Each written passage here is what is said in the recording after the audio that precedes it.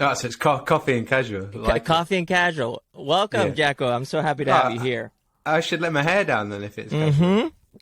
That's what you should have done. You were putting it up in a ponytail and trying to get it tight. It looks bad like this, but it looks worse down. Jacko, you've been on the podcast before, 2 years ago or 2.5 years ago now. Is that how long it was? Yeah, really flying. And I'm excited to have you back, and now in a completely new version of your self-expression. And I that's what I want to explore today. Where are you today versus 3 years ago? Yeah, it's that I don't know. I can tell you some. Where am I? Where am I today?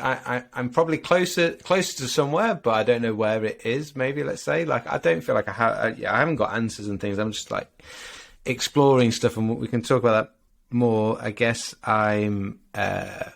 there's some physical things that we sold our house and we bought a camper van, and then we're sort of exploring a bit of freedom. Not that we want to live in a camper van for the rest of our life, and I'm not in it now, but I have done some podcasts from the camper van. You can tell the difference because the background looks like a sauna. It's like an old school, like wooden thing. It fits with your new look. Yeah, exactly. Yes, we're taking some time to explore around the UK to decide where then we want to put down our roots. We a very simple question during COVID was like, do I want to live in Nottingham, like in the middle of the UK, where in a city? I was just like, no, I don't want to live there forever. And it was like, well, this is a perfect time to move. Like, we don't have any children, and everything we'd done was like work-wise is able to be done remotely. So it's like, let's flex some of this freedom that we weren't previously flexing, and go explore a bit. And one of the things is like trying to get a bit more away from the concrete. It's weird, like things have changed so much in my mind around, like, just when I'm like see just concrete, something in me is just doesn't like it, and it's something I didn't used to ever think about or consider or anything at all. So yeah, there's some things like that, and then from I guess in the last 3 years I've been exploring breathing a lot, just for my own rehabilitation from my brain injury, from my rugby career, and have since become like one of the master instructors with the Oxford Advantage, and teach the certification within that. Still trying to do the odd stupid. He's got the book. Of course, the American right version. The UK version is a blue cover. Something. But is it really? That's a branding. Yeah, thing, yeah, different. Huh? Or publishing house. Yeah, you get a lot of. You often see that, like the name can be different in American books compared to the UK, and the cover would look different on some of the ones. Yeah, still trying to do the odd human flag, and still me and Tim still running the School of Calisthenics. I've been embarking on more running as a journey, because it's been a way for me to experience my breath and be able to work on my breath just through the simple thing of like running. Like, try and work on your breathing while you're doing a handstand, and you realize actually you probably hold your breath when you handstand, didn't realize you were doing it. And it's like take something very simple like running. It's cyclical, it's rhythmical. You don't have to think about it. Yes, there can be technique things that you can work on, but most of us can just go out for a simple jog or even just a walk. And what you'll notice is, if you tune into it, your breathing will change, or at least it will become louder. Not just louder, like audibly it might become louder, but just louder for you to feel and experience. And I was trying to improve the way I was breathing as a way to ensure that any ill effects of my brain injury that I sustained back in 2013 that ended my rugby career, I was trying to minimise that as much as possible, because there was come across some research that was talking about brain injuries and concussions affecting the respiratory centre in the brain, dysfunctional breathing, sensitivity to CO2, which ultimately results in like cognitive function problems, largely to a reduction in blood flow and oxygen supply to the brain. And I was like, well, I had quite a number of head injuries, and I had a bad one at the end. Like, this sounds like something I need to take seriously. I did some of the testing of like some of the little assessments you do with the like counting your breathing, getting your breathing rate and your sensitivity to CO2. And I scored like really badly, like in a, severe asthma type of category. And I was like, I've been not over the last sort of 5 years, say, it was like, I didn't know that I had a problem. It wasn't like I knew I was like blissfully unaware in a way of how bad mine had come. Wow. So yeah, it felt like an important thing to work on. Yeah. Can you tell us about that test? What is it that they test when you go in there? Do you remember? So no one's, this is me testing it myself. Yeah. Okay. So tell us about your testing. Yeah. What did you test? Well, this is interesting in that, like, so what did the doctors say to me? Nothing. Like, just go home and rest and do nothing. It was like, come back 6 months later, like, I don't want to list all my symptoms, but like, I am not right and I'm not good, like, and it's like nothing. Anyway, so what were some of the symptoms? I'm curious if you're willing to share. So like cognitive function, sleep, depression, sensitivity to light, headaches, nausea and sickness is quite a common one, but I didn't tend to have too much of that. But basically it's like, and just fatigue, like you can't, like you basically just, anything. It's just, the brain is like, and trying to protect itself. Is this years after the trauma? Is this a year after the brain injury? No, it took me, I was probably for a good sort of, say, 4 or 5 months, like not getting better, or maybe getting a little bit better, but not, in the acute phase, in the first couple of weeks, I was an absolute mess, but was sort of expecting that, I had a seizure as well as a bleed on the brain. But as it was like sort of month 3, month 4, and you're like, I'm still not getting better. And normally I've had a number of concussions in my career, probably like 10 decent ones, decent as in they're not good to have, but as in sizable. yeah, size-wise. And it was taking less and less to knock me out, and it was taking longer and longer for me to recover from them. But still, it would only be like a few weeks. And so this was going on longer. And I knew that, I knew it wasn't right. But yeah, you're still getting headaches. You're still sensitive to light. Still really fatigued. Just foggy in the brain, and you can't. And then some of the. So actually, no, they do some tests, but this is not testing your breathing. They will test your cognitive function. So I remember one of the tests was when you've been concussed a number of times, you know what the tests are. So doctors like, I know that the counting one is you count back from 100 in sevens. Okay. 100, 93. You can't. I don't even think I can do that. Yeah, but and so 86, 79. Yeah. I'm with the doctor, and this is about 4 months afterwards, and he's asked me a load of other questions. I've got just very simple things like, what year is it, and it's weird. It's like you know the answers, but you just sort of can't find them. You're like, what day is it? What date is it? And then anyway, I knew I wasn't doing particularly well. But then when he came to the counting one, and he said, "Can you count back from 100 in ones?" I was like, "Well, I know it's not supposed to be it's supposed to be sevens, and you're asking me to do it in ones. So okay, I guess I'm not doing that well because ones is pretty easy." And I'm like, "One's easy," and then so I start, and I'm like, "Well, one's is easy," and I was like, "100," and I was like, 99.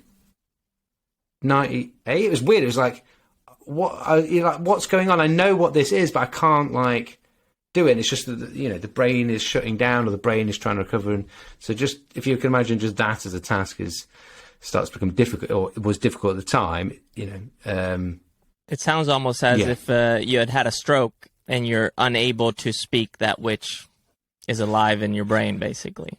Yeah, it's like I didn't have any speech difficulties. But you just cognitively you can't think. So it wasn't a speech thing. It was almost like the translation. The recollection was there, but you couldn't translate it. I guess there's a term for that, but I don't know it. We'll have to look it up. Yeah. So not a good time. But that was what, 9 years ago now. It feels like a different lifetime. It feels like a different person. It's that long ago. And had you already gotten into calisthenics at that time? Had you had officially retired, or where were you at in your career at that point in time? So I was trying to get back to playing. And it was difficult because I knew after a few, well, if I was honest, I probably knew, well, maybe didn't know straight away. Like I remember coming round in the hospital and I looked down at the floor and I was in my rugby kit and I still had my boots on. And I was like, it's weird. I was like, and then you're like trying to figure out what's going on. You're like, and I'm sat next to me, the physio sat next to me. And I was like, and I was like, right. I know, because this has happened before. I'm like, I've been knocked out, haven't I?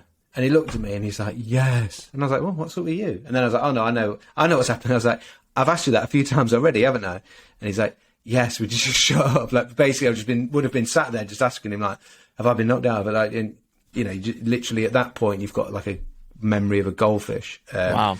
I couldn't remember. I'd lost about 2 weeks of memory, because I remember I'd bought a van that was converting into a camper van, and I didn't know that it was mine. I was asking someone who it was, and they were like, "It was yours." I remember looking through my text messages, trying to work out like what's going on just in my life or in the world, just trying to piece stuff together. It's not like you forget everything, but you're very disorientated.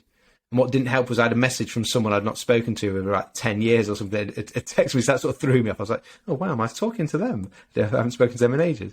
But yeah, so you're just all over the place at that point. What a surreal experience. It feels like it's almost like you're in a strange dream. Yeah. You're in a fuzz. Everything's fuzzy, but you don't realize it until you come out of it.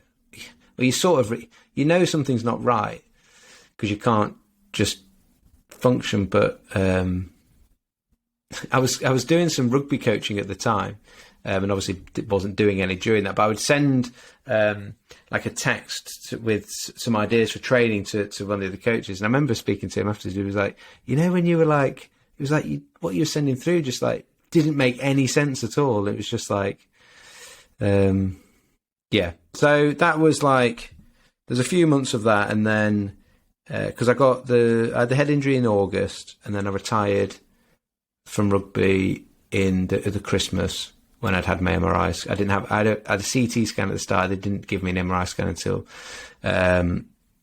later on, when I wasn't getting any better. And, the MRI scan showed a scar from a bleed on the brain. The neurologist said like the seizure, the fit that you had is often goes hand in hand with like some sort of bleed. It was small enough that I didn't need an operation or anything like that. But the recommendation was that there was no ruling. I could have chose to, but no one would have. I couldn't have played anyway. But yeah, there's no legislation or rules within the game or laws in the game to stop you. But the recommendation was to not to play contact sports, which. She was worried about saying that to me because she knew that meant the end of my career. But I was like, I was relieved, because I was like, I don't want to go back on the field again because I know I'm not right. And it's gone on that long that even if at some point, like now I feel okay, but would I want to go and risk getting my head smashed in again? Like, probably not. Yeah. And this is almost a decade ago now. Yeah. Yeah.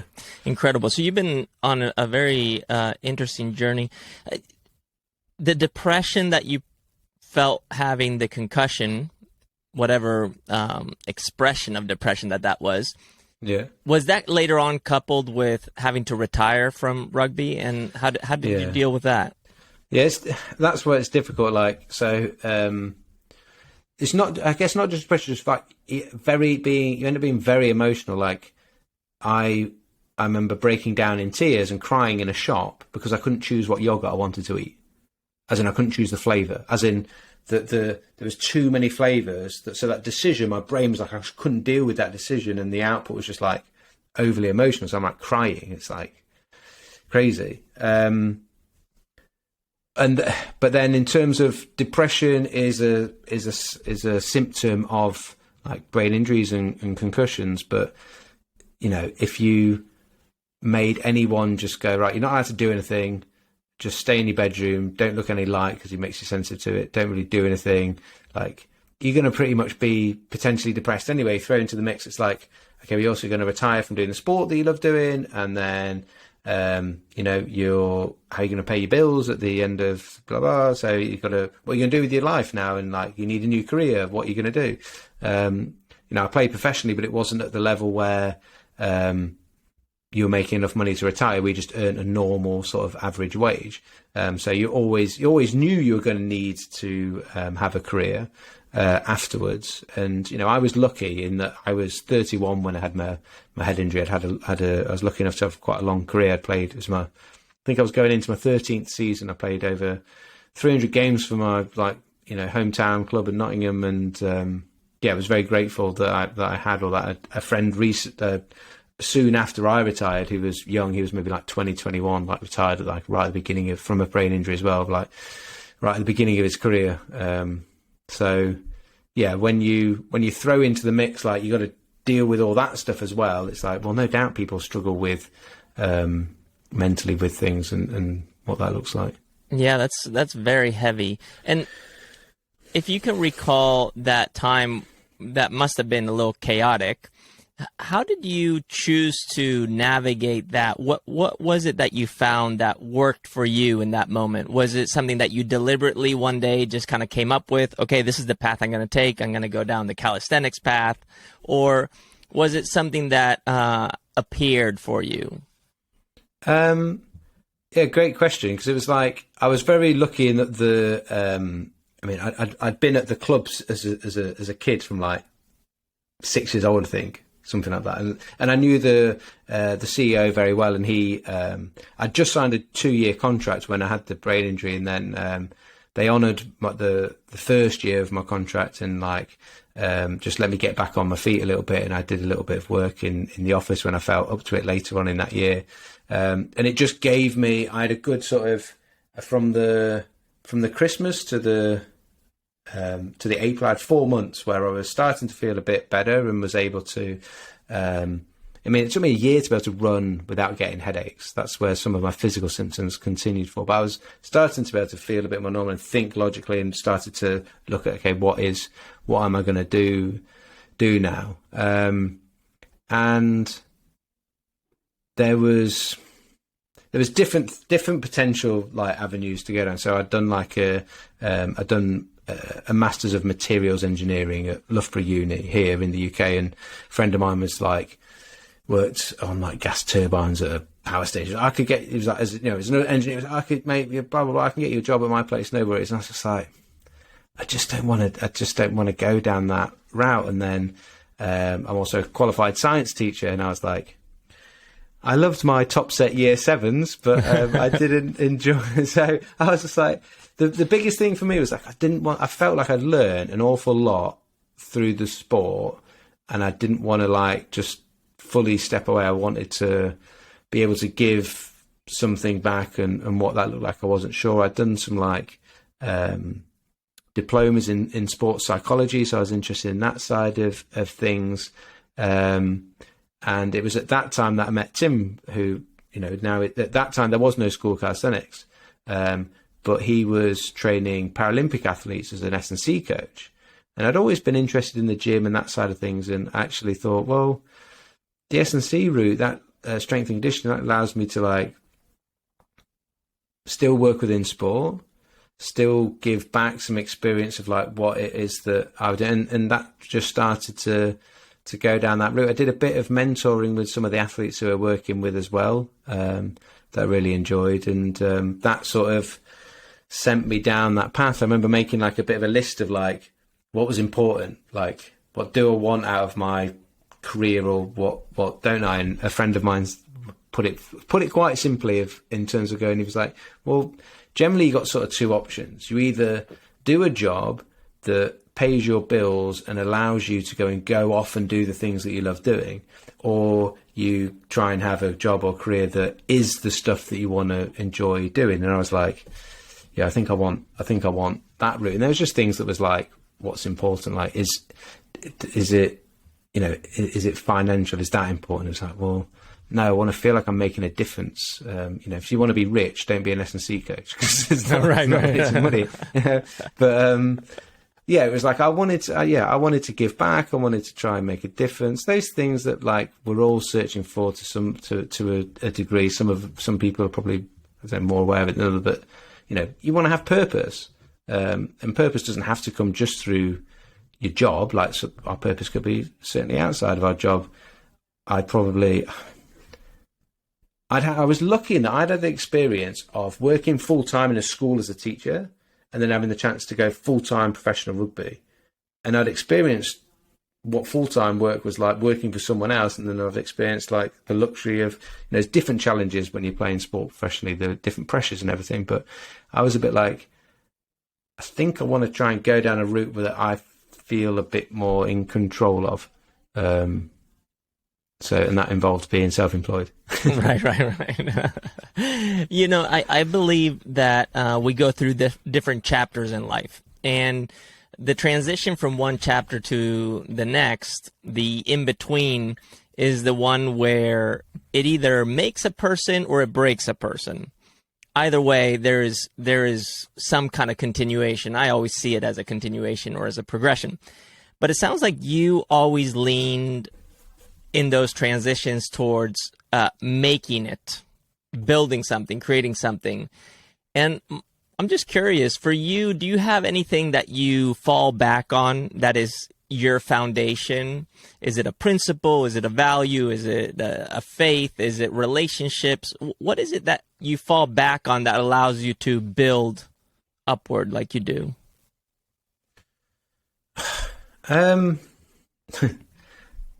It's a good question. I don't know. I as you said, we said right at the beginning, like, what are you doing and where you go? It's like, I don't know. Like, there is, I don't know if people, do people really have like grand master plans? Maybe they think they do or pretend that they do it. Do that? I certainly don't. I mean, I have faith and believe in God, and that's obviously something there to fall back on. And I'd seen during my head injury some answers to prayer that allowed me to actually navigate my way out of that when I felt like there was literally nowhere to go. So there's some trust and what's the right word? Just sort of like, I'm thinking like safety, but I don't feel like safety is the right word. But just, yeah, in feeling like the right things. I don't know. I wish I had like some great sort of thing of like, oh yeah, here's something really cool. No, I think this is perfect because you know, in the world of self-development, in the world of performance, everybody is seeking the formula. Tell me how to do the thing. Yeah. And there has to be a recipe, a prescription that has the solution. I've got it. You got it, right? I've got something. Because this is something I've been saying recently. This isn't something I've always fallen back on. This isn't something I've always fallen back on. It's just something recently, right? Because you triggered it then when you said like there's people searching for the answer, whatever the thing, and then there's also people portraying that they have it. And the thing that I fall back on at the moment is we used to think the world was flat, and everyone will then laugh at me for saying that now. And then I've got two responses, one of which I look out the window and I'm telling you, I'll send you a photo. The world is flat. And it is flat. That is actually right. It's flat there, but that's just because I'm looking on a small lens. Now I'll go wider and you go, oh, it's actually not flat, but, you know, I'm reading a book about calculus. Which you go to ask people, you go, what's calculus? Like, maths, something to do with maths, algebra, maths. I didn't know what it was. It's like mad, cool, weird, mind blowing. But this idea, like a lot of it built around the infinity and like trying to work out a circle and imagining a circle is like an infinite number of like straight lines, even though it's not straight lines, but it gives us the chance to break things down. And like when you look at the world in a small space, it is flat. When you look at it wide, like, oh, it isn't. And we laugh at the people that used to think it was flat. Not realizing that all of us now that think we know stuff are in that same space that they were in when they thought it was flat. We're like, oh, we think this, and I know the answer. This is the thing. Like, well, history has always told us that we would have been right to varying degrees, sometimes completely wrong, or yeah, you got it right, but it's actually when we go wider now, we know a bit more, we've done a bit more research, actually the full picture is like this. And it's like, if I think I'm right now, history tells me that I'm not. I might be partly right, but I'm not. And so that is something that, that is something that at the moment I think is comes out of my mouth a lot in conversations. Hopefully, did I articulate that? I think did I make the point? I think you did. And this kind of, shifting gears at the same time, knowing that you don't have the solution, that there is no master plan, that there is just a sense of where you're going. At the same time, you have the confidence to call yourself a breathwork facilitator. Right? Well, yeah, I don't really like the term facilitator, but I just took it because I saw it there. But we dare to give ourselves titles. I teach breathwork. I am a performance coach. How does one balance those two things? Or how do you have a role and not succumb to it? Is that possible to do for you? I don't like titles, but you need them to help people. Really, ideally, I'd like it to be like, hey, meet someone. Hey, what's your name? Hi, I'm Jacko. What do you do? Like, I'm like a human. Like, do you know what I mean? Right. But we have to ask that. It's like, what do you do? Then you've got to have like a title. I find it awkward and potentially not. My experience has been like not then, but said my experience being not helpful in that I always found it. I'll give it an example is easier to explain it. So imagine you've played a game of your sport. So for me, it was rugby. You've played a game and you've literally lost the match. You've let all of your mates down, etc. And then that's bad enough. And then at the same time, maybe you're coming towards the end of your contract and you're supposed to be trying to play well so that you can, have a job still next season. And then it's like, okay, you're feeling pretty down about yourself. And then you meet someone at a whatever part of whatever you're doing. And it's like, hey, and it's like that conversation, what's your name? What do you do? And you're like, I play rugby. And it's like, oh no, but what do you do for a real job? And oh, no, that's my job. I'm professional.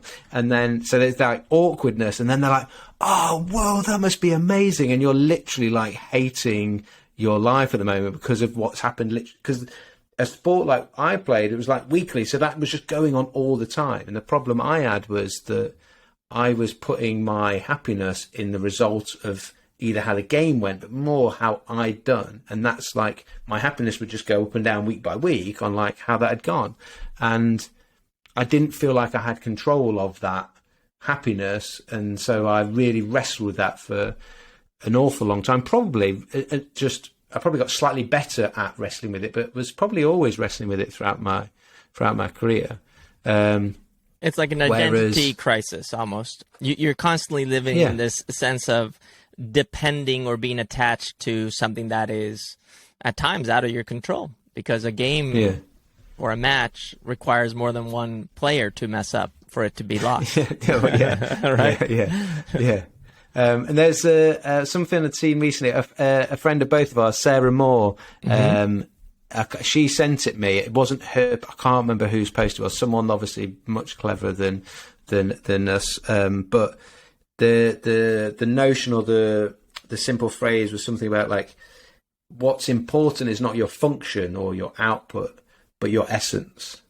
And I was like, that was exactly what I was rating myself on my output, my function, like how did I do, rather than like me as a person, me as my essence. What am I about? Like. And when I go inwardly on that, I'm like, yeah, I'm trying to do the right thing, and I'm trying to, all those things that are good, and we can talk about those things. But like knowing that like that one sentence for me, I wish I'd had that maybe 20 years ago. Of like, not like we all make mistakes. Like make mistakes every day, but like, what's your essence? What are you truly trying to do? You're trying to put something good into the world. Like, okay, but yes, I am. Like, and that's a good thing. what does it look like now? Like I'm doing a lot on the breathing side of things now for a number of different reasons, but that before has been as a brother, or as a son, or as a teacher, or as a S&C coach, or as calisthenics coach, or whatever. Then it starts to give us the freedom to be like, okay, it doesn't even matter what I'm doing, because my essence is me. So I guess I'm just over the last, I don't know how, you don't know how long these things are going on for. There's but there's been there's an Irish poet, John O'Donoghue. He's passed away now. Irish poet that would say, like there's secret work being done within us that we don't know is happening, and then like at some point it starts to express itself. And I feel like that at the moment, where if I look at like what was I doing 10 years ago? It's like I was still playing rugby, and I'm like, what am I doing now? I'm like, and what's gone on in between? How did you get here? It's like, it feels mad, but it feels right. And even if it isn't right, it's where I am. So I've got to like, I guess when we have these interviews and people ask about like the brain injury and this type of stuff, I sort of, and it's like, oh, where you've gone, what you're doing, I sort of, you know, when it's yourself, you'll be the same, Carl. You're just like, well, I don't know, just like, I've just been living. Like, you're not, unless you have the master plan. Well, but you're not that's the secret, I think. Exactly what you just said right there. That's the secret, is that there is no secret. There is no right way. There's just your way, which is your essence, who you are, expressing itself through your own life, which is unique to you, and it can't be compared. So there is no secret. Yet we choose. We're constantly making choices. And in the past, you chose rugby, then you chose calisthenics, and now you've chosen breathwork. And when I'm saying choice, I'm simply saying focus. You're choosing to focus on a particular topic, at least in the way that you publicly express yourself, or maybe you spend a great amount of deliberate time working on. So my simple question to you now is in this very moment, why breath work? Why breathing? The word choice is interesting when you say that, because I'm like pushing back. I was like, and you're right in that, like, you know, we just make 1,000 daily choices, and but the pushback comes from me in that it was like, it wasn't a choice, it felt like a necessity, and I got like drawn into it for, okay, is there something that you need to do to try and rehabilitate your brain and try to alleviate any potential ongoing effects that there may be from it, when I wasn't coming across anything else.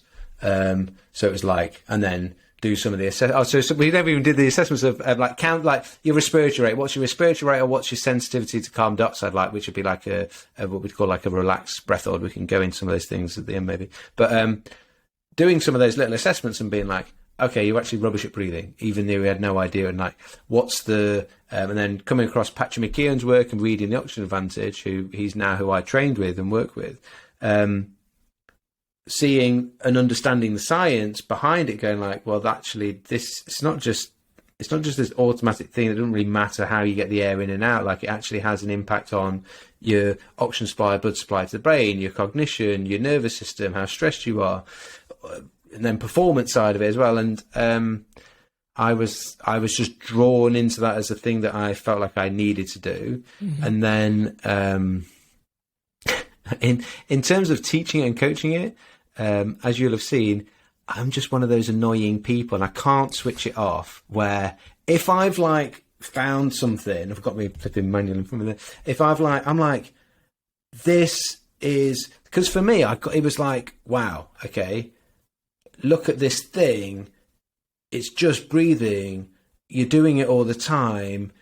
Some of the things are really, really, really easy to do, which is like shut your mouth and breathe through your nose and just try and breathe a bit quieter, a bit slower. Like, just do that. And I'm like, it's going to change your life, or just try it. And it's like the importance of it, like all these different like things it's going to help improve, or issues that you've got with your sleep and your stress and your digestion, like they're all going to be improved. Like I can't not tell you about that. The same way when I'm getting excited about doing handstands and human flags, when we started all the calisthenics stuff, it's like, yeah, come and do this thing. The difference was not everyone can do human flags and handstands for a number of different reasons, but breathing, everyone is doing it and has to do it. Otherwise you're not going to be here. And even if you're very good at it, improve the efficiency of how you do it by just a little bit. The sheer number of repetitions that you do, 24,000 repetitions per day, then all that sort of like little tiny improvement starts to add up to bigger changes. And so I was like just the annoying person that couldn't not talk about it. And to get sort of, when you go through, I was making some improvements on my own, but I did the advanced certification with Patrick McKeown at the Oxford Advantage to learn it more myself. I was like, okay, I'm seeing some improvements, but I don't actually fully get it. And I think I just want to, and we had him on our podcast, and like I semi fell in love with the guy. It was a bit of a man crush, a little bit like yourself. And it was like, right, I'm going to learn from the guy that like wrote the book. Let's learn from him. And so I did the course, and part of the course, it delved a lot into the science and the chemistry of it, which took me back into that side of stuff that I'd not touched on for ages. I loved like sort of science and chemistry at school and in my degree. And so really enjoyed it. And then to get the certification, you have to do 3 case studies. You have to get 3 practice clients. And I was like, the first time you're doing something, you're pretty rubbish at it. But I was like, the difference within like 3 weeks of just teaching people some really simple, like, I didn't really feel like I did that much. I just tried to get you breathing get your ribs moving and breathe the diaphragm, breathe through your nose, breathe it slower, a couple of breath holding drills. And it's like, people are like, I feel like it's life changing. It's changing how I feel or my performance, or, these types of things. And you're like, at that point I was like, I can't now just like put that in a box over here and go, but I'm doing this other stuff. Like, and plus I had scope and space and time to be able to do, things side by side. Whilst I was doing, both myself and Tim, whilst we were working with the School of Calisthenics, that wasn't 100% full time of what we were doing, which will surprise some people because it was pretty busy and we were doing a lot of stuff. Yeah. You had a lot going on. We were coaching athletes one-on-one for sort of the Rio 2016 Paralympic Games and the Tokyo 2020, which ended up being 2021, did it? But then at that point, all those athletes had finished. So I had this like big chunk of time anyway that I was like twiddling my thumbs effectively. So things, rather than the master plan coming together of me designing it, it's just like stuff just come together. I love coaching. I love working with people. I love helping people. That was one of my things on the list. It was like, help people. And when it comes, what I found with the breathing is, it's like, well, it's for everyone. But you can't argue that it's not. Right. No, some people aren't bothered. Some people are right. like, well, actually, that brings up a question for me. The 3 case studies that you had to do during your training, how did you pick them, and why did you pick them? I think I just reached out to some people a little bit randomly on Instagram. In fact, there was all people through. I think it was.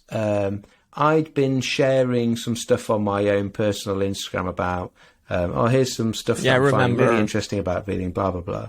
And then there was a few, there was some people engaged more of it than others, and some people that showed a lot of interest. I sort of just read, actually, interestingly, I need a case study. Do you fancy doing, a few free sessions with me? And it's like, yeah, cool. Let's do that. So, was there anybody who surprised you that said they wanted to do it?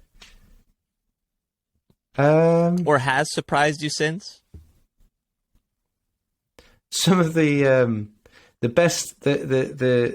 best response I got, or like not backhanded compliment, but just so I sometimes get referrals from a friend of mine that's a doctor, but she works privately now. She used to be a GP in the NHS, but works privately now.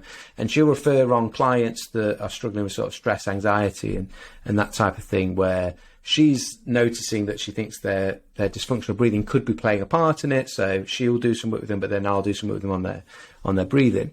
And this one guy, who's a lovely guy, like super nice, and so nice that he didn't say this at the start. We did the first session and went through stuff and blah blah blah, and then didn't really do much at all. Didn't we in terms of like actual practice and exercise of things, we didn't get through loads. We was chatting about things and whatnot. One of the big things that came up there was that he was doing a lot of sighing, and that can be a sign of dysfunctional breathing.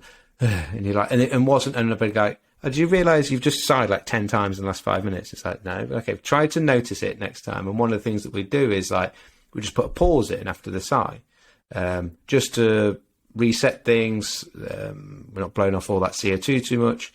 And he came back after the first week and he was like, Jacko, don't take this the wrong way, but when the doctor referred me on to you, said you're going to work with a breathing guy, and I'm like, I'm not a breathing guy.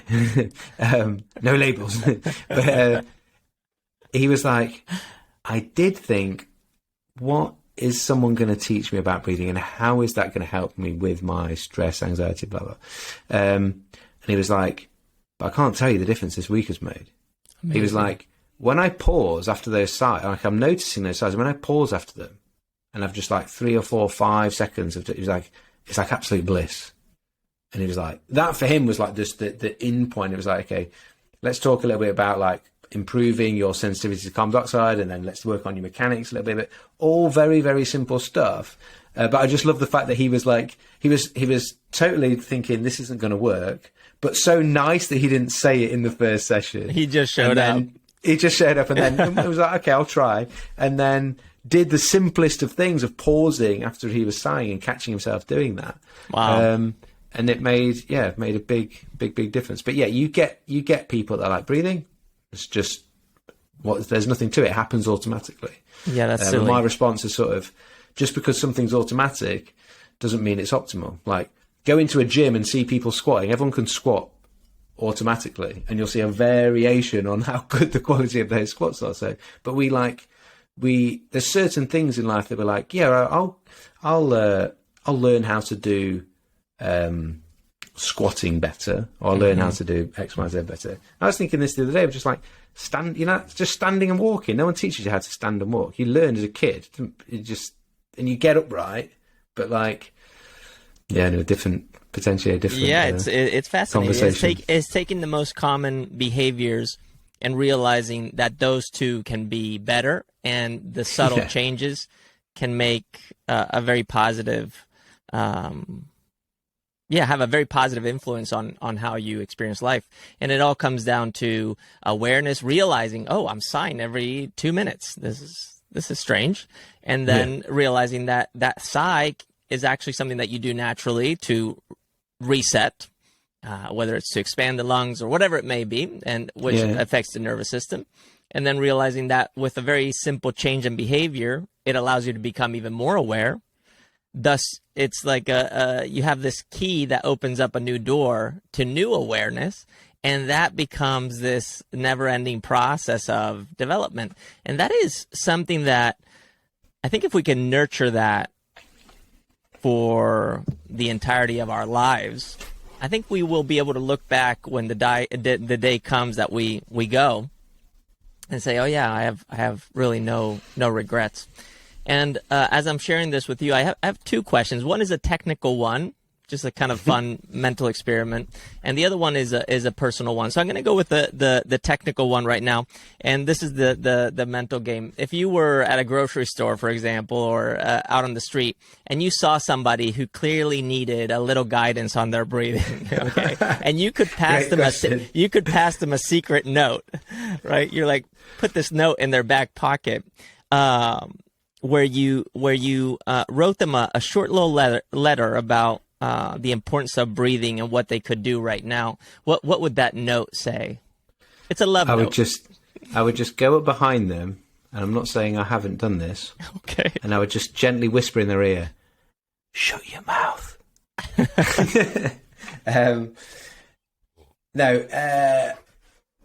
I'll often when I'm teaching other coaches and stuff, I'll often say some of these types of things of going like, and I think it myself, when if I'll say you're delivering a talk or a session with a group and being like, you might never go to another breathing thing again. Like, I've got your attention for 5 minutes, 10 minutes, 30 minutes, maybe an hour if I'm lucky. What do I actually want to say to you and get this across to you?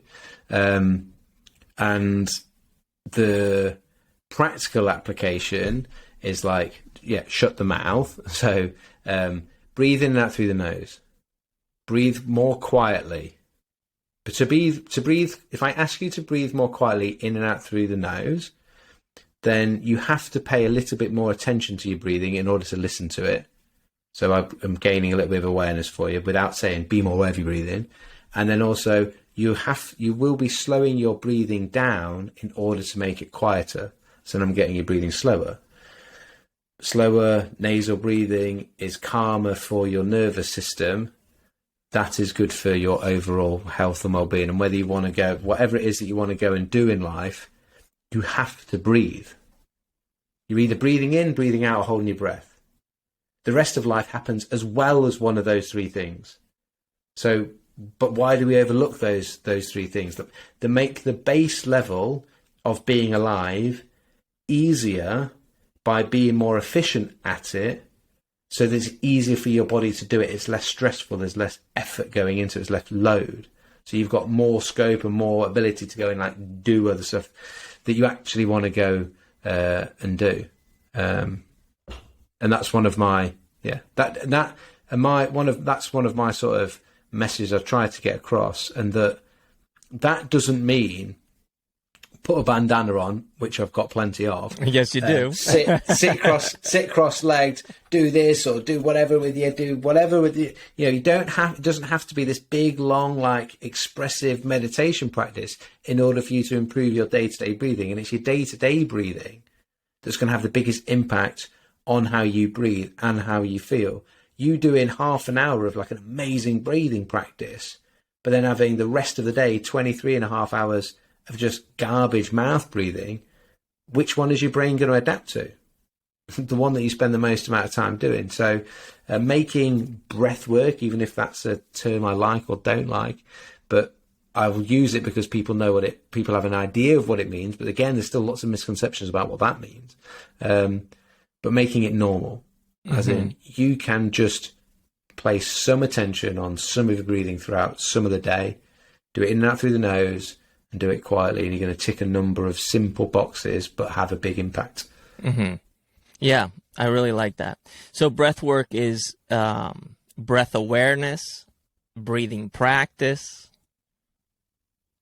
Yeah, it can be anything from like breathwork could be using breathing as a tool to create some hormonal changes, like with the sort of Wim Hof style breathing or the holotropic breathing or the trauma release stuff. Like that's using the breathing as a tool. It's not teaching you how to breathe better. So we've got using it as a tool, but we've got actually having a learning and practice of breathing and improving the quality and efficiency of how I breathe. I like the idea of that as a starting point, because then you can go and use that in any of the things that you're then going to go and do. Whether it's a sporting performance, it's still important. So, yeah, that's where I try to place my attention, and that's where I feel if the word called is right, but that's where I just feel pulled towards. Like that's what feels natural to me. That's what I can't. That's completely fair. That's what I can't not do. Right. Right. Yeah. I've noticed a change in your demeanor over the last couple of years. You're softer. You are in. I'm not training as hard. I got no muscles. You know, I'm old, Carl. I'm 40. You know how it happens. I don't think I've ever seen a runner that is as jacked and ripped as you are. So, well, that's only because I've recently started running. People are like, "How are you so big?" I'm like, "I'm trying to lose weight. Like running around heavy is not good." Anyways, what I was saying is that I've noticed that you are softer in the way that you speak, that you present yourself in your face. It feels like there's less of a rush to get to a destination. Life seems... Thanks for noticing. Yes, life seems like it's easier, or maybe the better term is simpler. And I was thinking about your father and him passing and that experience. That's a big loss. How did breathing and your new sense of awareness, this softness, so to speak, allow you to navigate something like that? And where are you in that process of grieving? Well, I'll answer a little. I'll come to that. Just you mentioned something around,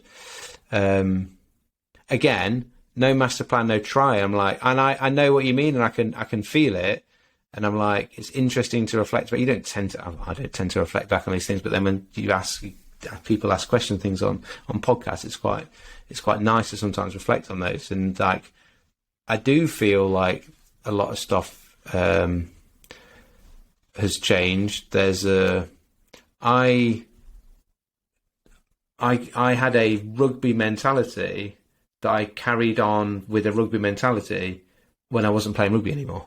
It was like, I need to compete at something every week, and I need to be aggressive, and I need to do it. Like I need to push myself, and I need to do it. And it was like chasing something that you're not then in control of.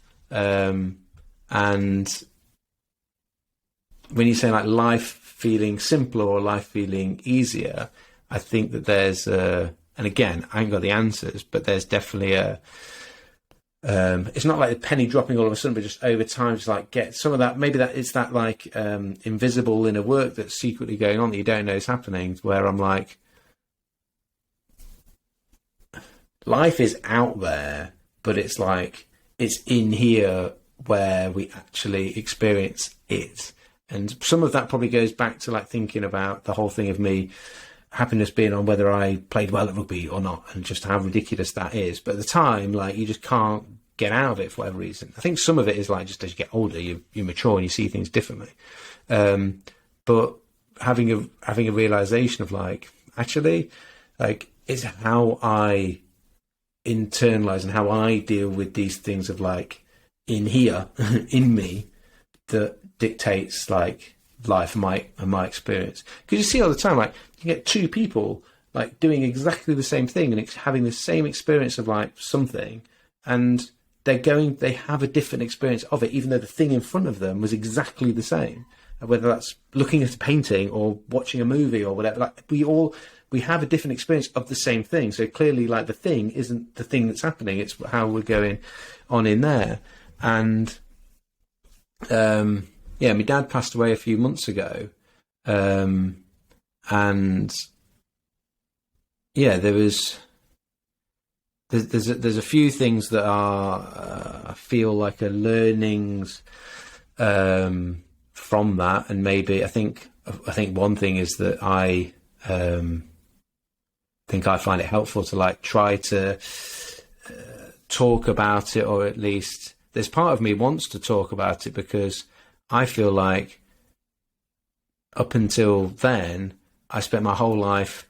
I remember speaking to you. I think I've been on an Instagram live that we did together. But I remember you speaking once about death and dying, and at the time I was a bit like, "Crikey, that's a bit heavy," and and then not really wanting to engage that much in it. And I said this to a friend literally at the weekend. Like, I feel like I've just been walking around life, completely unaware that you're gonna die. And like, the thing is, when you see it in front of you, like, you've got a number of things going on. One is like dealing with that loss, and then two, that realization of like, shit, that's going to happen to me. And am I ready for it? And am I just bumbling around life, just existing, but not actually experiencing it and being comfortable with me on the inside? And that whole thing of like me on the inside was like, I remember my mum like turning to us, and my dad passed away at home, and it was how as best to say probably.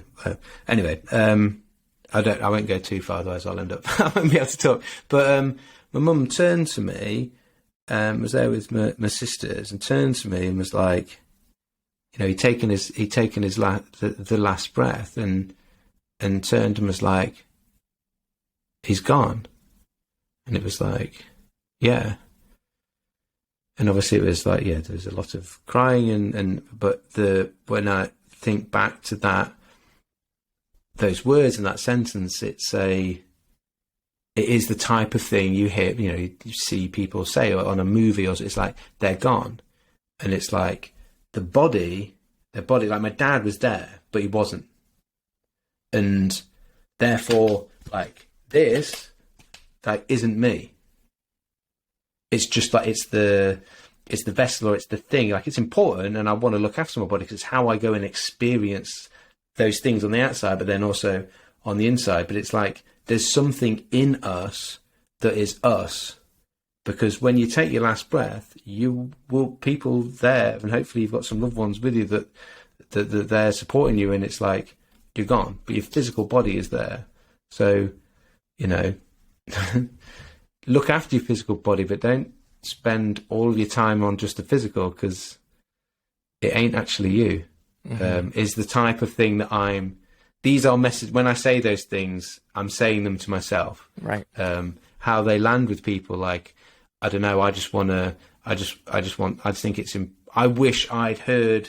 I don't know whether I'd have engaged with it. Like, if I'd heard someone else, if I was listening to this podcast 10 years ago, and be like, who was this guy talking about, the breathing idiot? Like, I don't know what he's talking about, and he's a bit.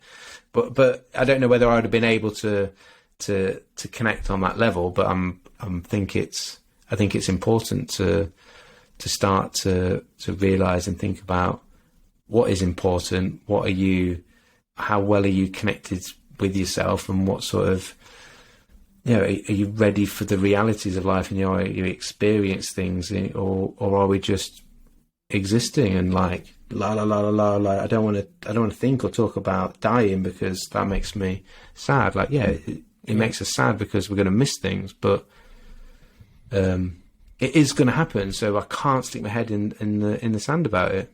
Right. Yeah. Thank you for sharing that. So powerful.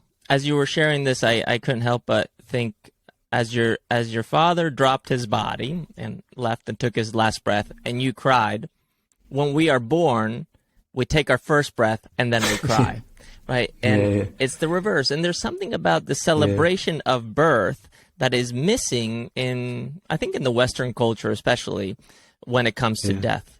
What if we could celebrate the end the same way we celebrate the beginning?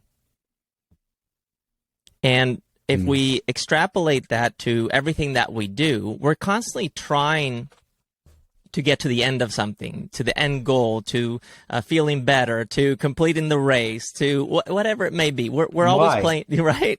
Why? Because what happens at the end? Right. You got to, either at the end you're just disappointed, or you got to go and find something else. Exactly. You have this moment of, okay, this is wonderful, but I still feel the same.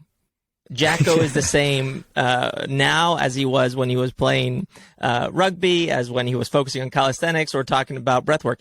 The essence remains the same. It's infinite. It's constant. And you probably feel this, that although your father's not here in the same form, the relationship with your father goes on.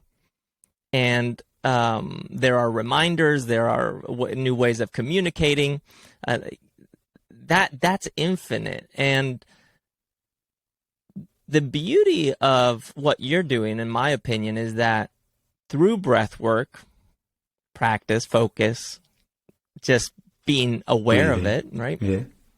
You're able to access more of that which you cared about when it was physically here. Now, when it's physically not around for you to touch, it's the intangible, and that's why titles. Who cares about a title? Who cares about your material? You've given me two. You've sparked something. And this is what I like the conversation with you, Carl. We need to talk more often, because you bring something out that was like there, but I didn't realise I have a way to articulate it. I'm going to try to remember it in a second. But the first thing, you nailed it when it was like the chasing and trying to find something, and then you brought back to that thing of like the essence. So that, like, because as you were saying that, so going, yes, that is it. As in, like, so just get comfortable with, figure out, like, love yourself and your essence now. Because if you can do it now, then you can do it when other things are going on. But if you can't do it now, that was one of the big things for me. My dad was sick for a while, and we was looking after him, and I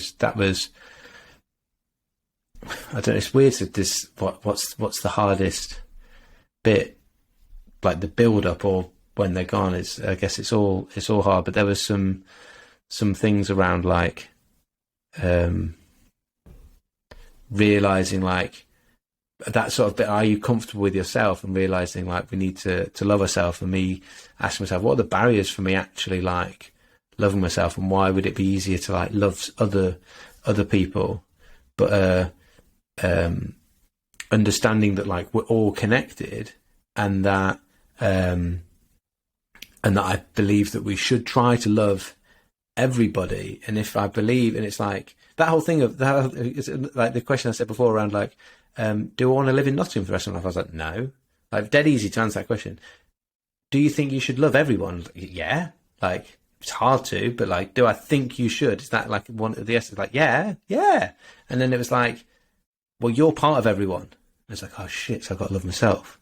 I just had this conversation yesterday with my daughter, but I would love to share with you what came up in conversation, but I want you to continue. Oh yeah, well, I'm going to forget what you had a second thing. You had a second thing. Yeah, I know. That's what I need to remember.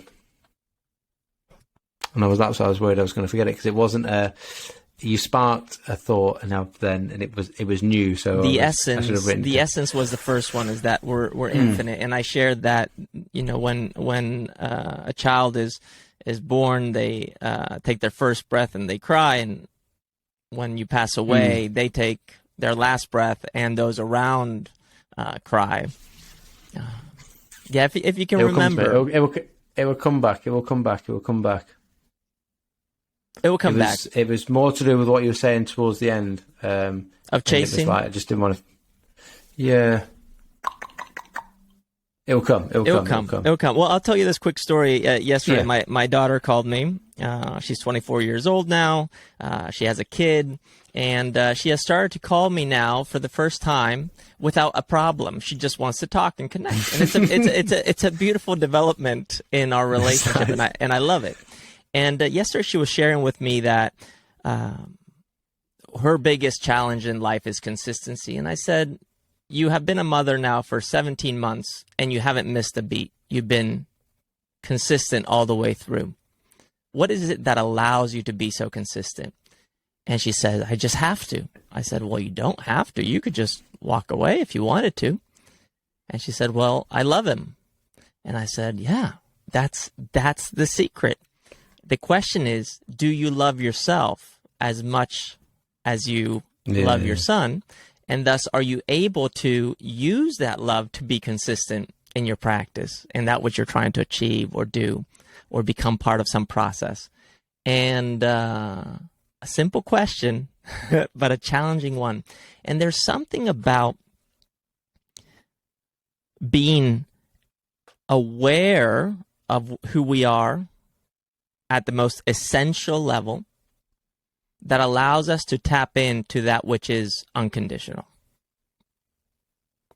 And with that which is unconditional, give way to that which in this moment is important to us. And that could be breathing could be important to us. Moving could be important to us. Having a meaningful conversation, seeking out quality time, having new experiences, whatever it may be. But that is the essence. And it's so simple. It's so obvious. Everybody knows it. But we all have amnesia. We forget. right? And I think this conversation that you and I are having is important because it's the act of remembering. And the question is, what is it that we are trying to remember? Well, we're trying to remember who we are. And the changes that I've seen in you over the last couple of years are the product of you remembering who you are, the essence of who you are. And that's beautiful. That's lovable. That is inspiring. It's easygoing. It's free. Very powerful. Yeah. And I think those experiences that each of us go through help to sort of shape that and form part of what we end up coming to. Yeah, I don't know if it's like remembering, or is it, I don't know, is it remembering, or is it been evolving? I don't know. Maybe a little bit of both. Remembering is remembering, putting the members back together, the pieces back together. Yeah. There's something there. Yeah. Jacko, you're about to set out on a physical adventure. Tell us briefly about this physical adventure and why you're doing it, and we'll bring this to a gentle close. Okay, so you're referring to the Ring of Fire. There's an ultra marathon event called the Ring of Fire, or Ring o' Fire, which is running around a little island off of North Wales called Anglesey. Beautiful little place. My sister lives there. My mum and father are from very close to there in North Wales, and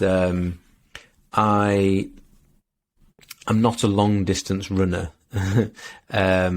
I have been using running as a way to experience my breath more, and a way to train the breath.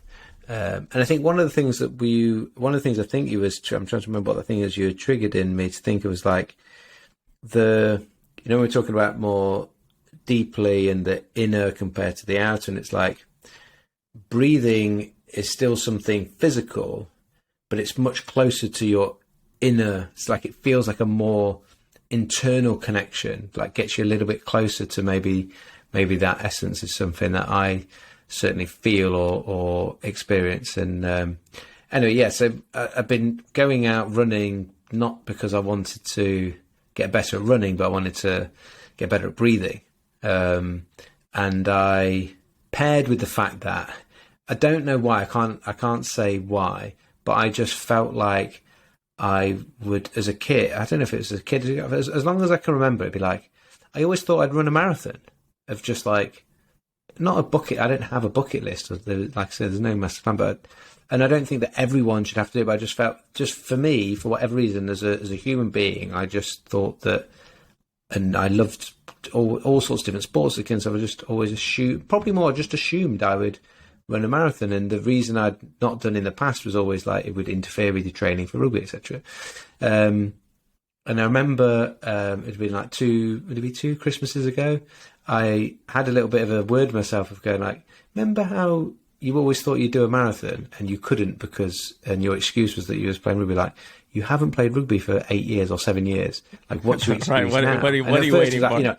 Yeah, and at first I couldn't run for a year without getting headaches and all that sort of stuff. But by now I was like, I was okay, and the longer distance stuff is like less intense, so it's actually even easier. Anyway, so I did the most important thing. If you're going to run a marathon, the most important thing that you should do, my best tip for your training. I think I know what it is. Sign up to an event. There you go. I was hoping you were going to say buy short shorts. Yeah, no, they're secondly, but so I just literally, it was just like, right, awesome. Literally there and then you on just my phone, signed up. went bang, doing it. I think this is the message. This is the message, Jacko. You just nailed it. It's when there is an urge to do something that has been brewing for a while, and the fire is hot or the iron is hot, you strike. Just do it. Yeah. No, it's a night. It's going to be sponsored by Nike by saying, that's just right. Do it, Brought to you by Nike. Yeah, sign up. And then it was like, okay, well, I've got this. And it was like there in the diary. It was in like the October last year. I didn't want to, I didn't want to do it on concrete. I didn't want the concrete jungle. I wanted to do it in nature. I wanted to try to find a trail one, but I was like, I don't want to do anything too crazy. It's like, what's the flattest trail marathon? And it was in like Suffolk on the East Coast, which is pretty flat, but some of it was literally on the beach, and it was very slow. I think it took me like 4 hours, 50 minutes or something. Actually trudging through some sand towards the end. So the terrain didn't help with the speed, but I wasn't going out there to try and set any world records or even any time. I had two goals. One was to not walk, and that was my competitive rugby mindset of like, I just wanted, it was like, I didn't want to walk. It was like, just don't walk. And, I didn't. And then my other one was enjoy it, because I'd really enjoyed the training. I'd just enjoyed that, like connecting with the breath and noticing and all that was going on in the training, working on like the efficiency of the nasal breathing, and putting some of like the science and research that's been like we learn about with the oxygen advantage techniques, and just actually putting them into place. Okay, like, is it more efficient? Do I feel better doing it? And I'd enjoyed the training, so I didn't want to. One of my worries was like finishing it and being like, I'm never doing that again. Like, that was horrendous. I didn't want to not enjoy it because I'd enjoyed the training. And so when I finished, I was a bit of a mess, and really struggled to, like, walking the next day was like bad. So I did on the Saturday. Walking on Sunday was bad, and then Monday I actually trained again. So recovery was pretty decent.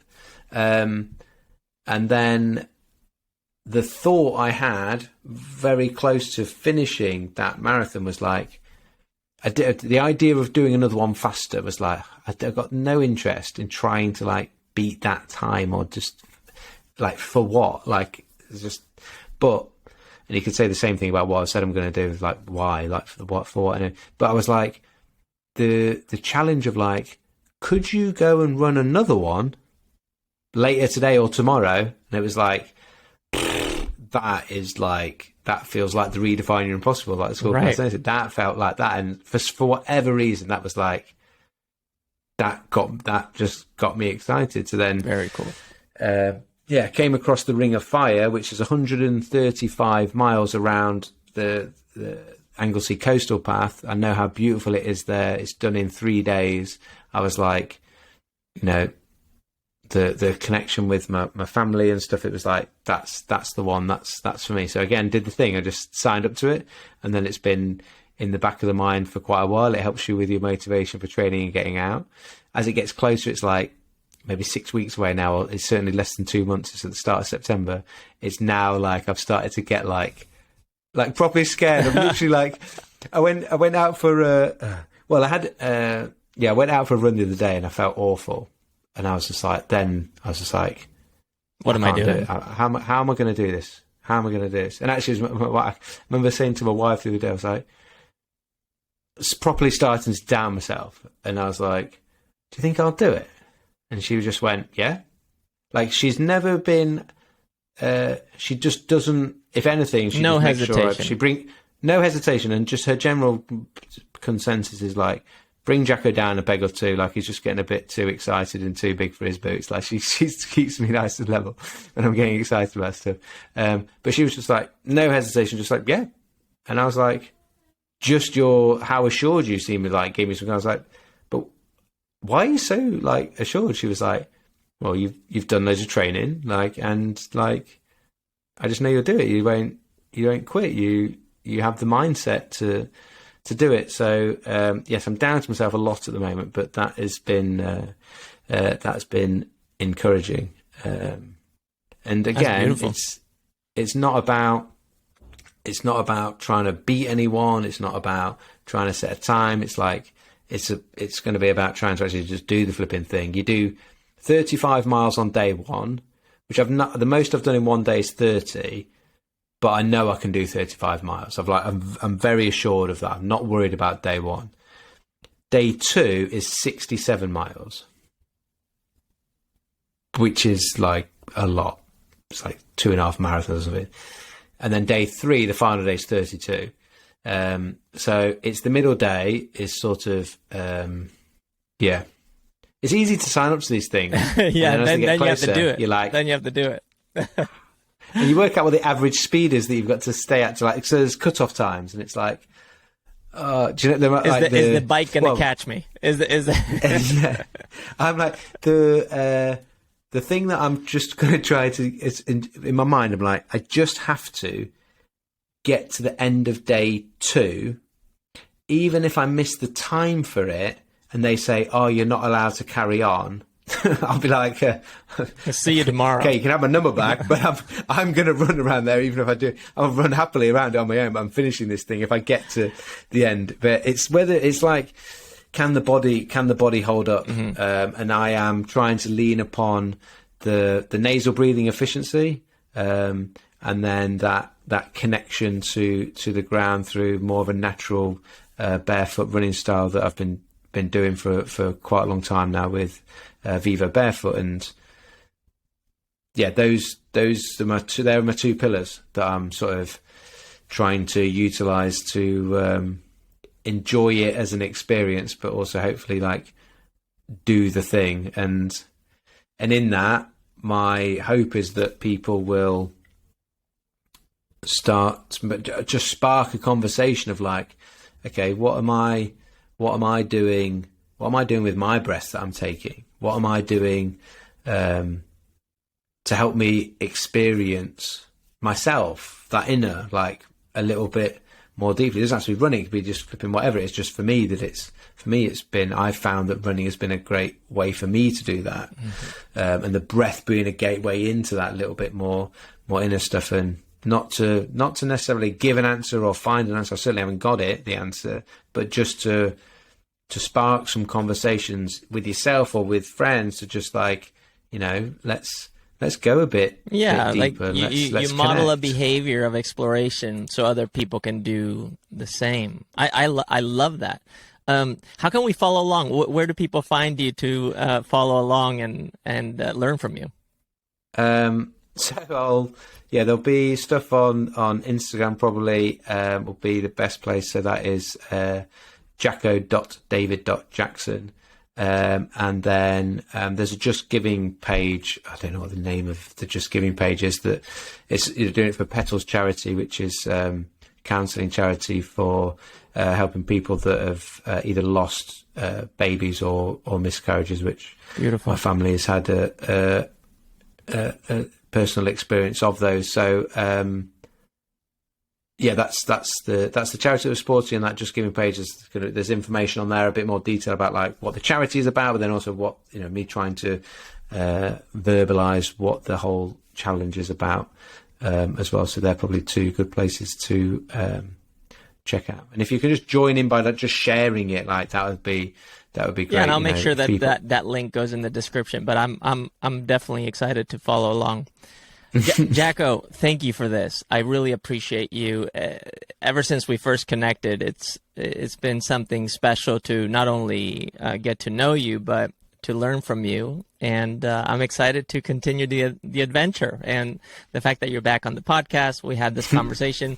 I learned a lot. I feel very inspired and encouraged, and I hope everybody who's listening and watching feels the same. So much love to you, Jacko. Thank you for being here. Yeah. And you, mate, likewise. Let's make sure we have a conversation before the next podcast. Yes.